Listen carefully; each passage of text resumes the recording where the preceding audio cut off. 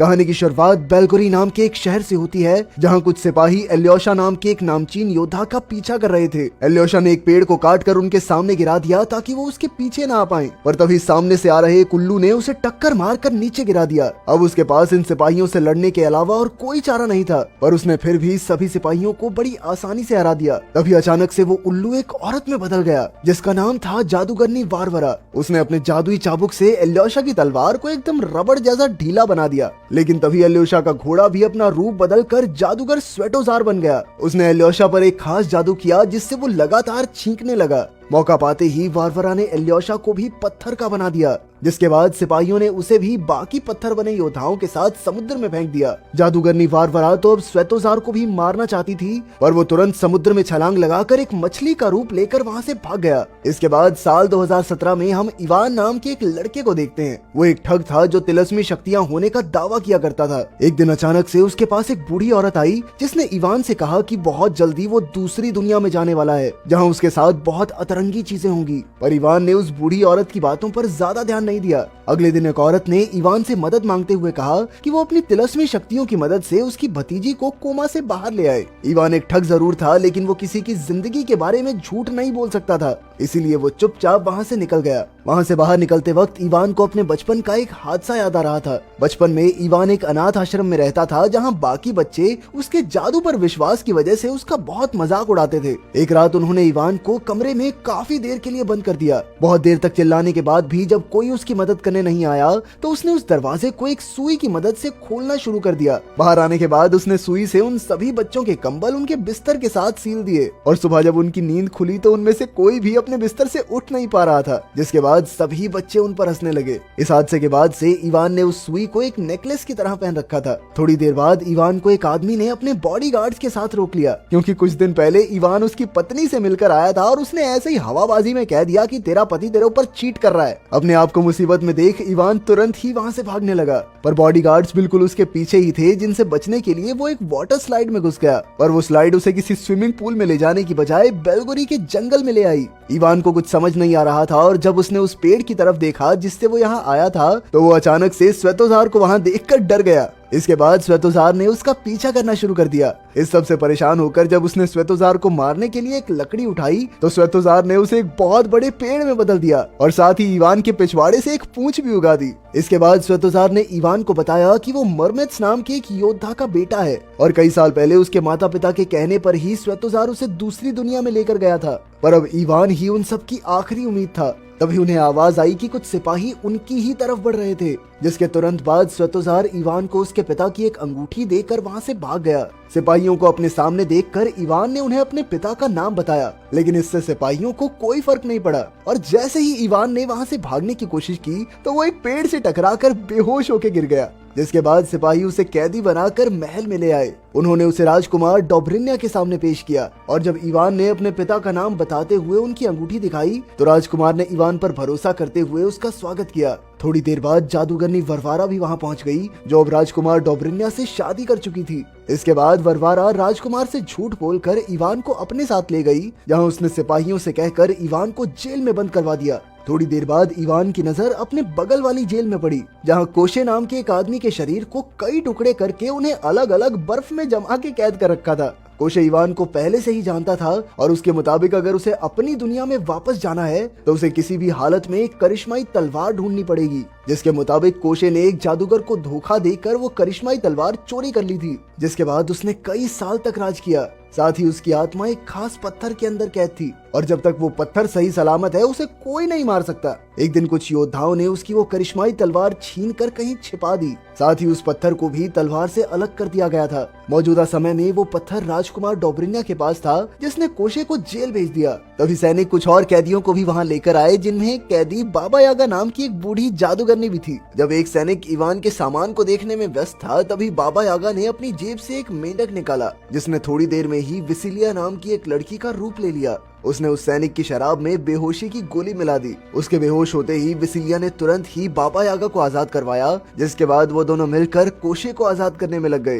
ये सारा प्लान बाबा यागा ने कोशे को आजाद करने के लिए ही बनाया था। पर जैसे ही वो तीनों वहाँ से निकलने लगे, तो इवान ने कहा कि भाई मुझे भी ले जाओ प्लीज। थोड़ी देर बाद वो लोग मान भी गए, लेकिन निकलते वक्त इवान ने गलती से जेल का अलार्म बजा दिया, जिसके तुरंत बाद बहुत सारे सैनिक वहां पहुंच गए। पर जहां एक और विसिलिया और कोशे उनकी हड्डी बसली एक कर रहे थे, वहीं बाबा यागा तो अपने मुंह से एसिड फेंक कर सैनिकों को मार रही थी। और जब एक सैनिक इवान पर हमला करने के लिए दौड़ा तो इवान ने अपने फोन में उसकी फोटो खींचकर कहा कि ये देख, तेरी आत्मा कैद कर ली मैंने इसमें। वो बेचारा तो डर के मारे सुन ही पड़ गया, लेकिन जैसे ही इवान उसे जेल में बंद करके भागने लगा तो सैनिक ने उसकी पूंछ खींच दी।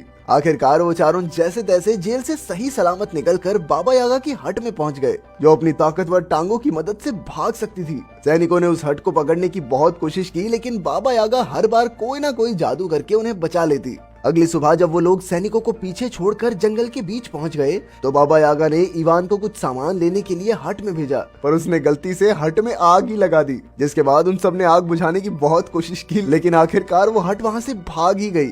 थोड़ी देर बाद वो लोग उस करिश्माई तलवार को ढूंढने के लिए फिर से निकल गए और रास्ते में उन्होंने काफी सारी तस्वीरें भी खींची। उधर वरवारा और उसके सैनिक भी इवान और उसके साथियों को ढूंढने में लगे हुए थे।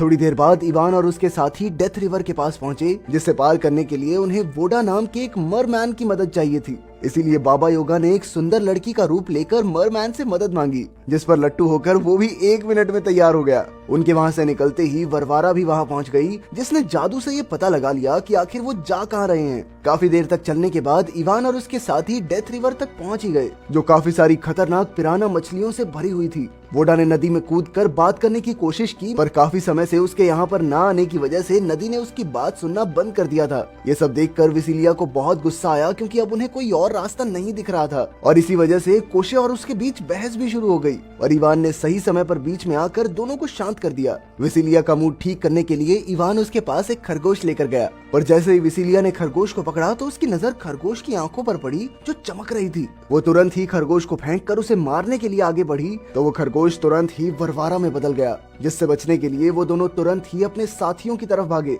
वरवारा का पता चलते ही उन सभी ने कुएं में छलांग लगा दी, और बाबा यागा ने छलांग लगाने से पहले उस कुएं का रास्ता भी बंद कर दिया। पर कुएं में कूदते ही बाबा यागा का असली रूप वोडा के सामने आ गया, जिसे देखकर उसे बहुत गुस्सा आया। चीटिंग करते हो तुम लोग, चीटिंग हुई है मेरे साथ। पर वो फिर भी जैसे तैसे उनकी मदद करने के लिए तैयार हो गया। इसके बाद वोडा ने पूरे कुएं का पानी अपने पेट में भर लिया, ताकि इवान और उसके साथी खुफिया रास्ते से निकल सकें। उनके वहां से निकलते ही वरवारा भी वहां पहुंच गई, जिसके मुंह पर वोडा ने पानी फेंक दिया, और इस बात से गुस्सा होकर उसने वोडा को पत्थर का बना दिया। लेकिन तभी उसके पेट से पानी की ऐसी बौछार हुई कि वरवारा बाहर आकर गिरी। उस रात खाना खाते वक्त इवान ने अपना खास नेकलेस विसिलिया को तोहफे में दे दिया। अगली सुबह जब इवान की आंख खुली तो वरवारा और उसके सैनिकों ने उन पर हमला कर दिया, जिससे बचने के चक्कर में विसिलिया खाई में गिर गई। सभी को लगा था कि शायद वो मर गई, पर असल में वो एक मेंढक का रूप लेकर इवान के नेकलेस के साथ चिपकी हुई थी। वहाँ से जाने से पहले इवान ने उसकी आवाज भी सुन ली। इसके बाद वरवारा इवान को उस पहाड़ पर लेकर गई जहाँ वो करिश्माई तलवार थी।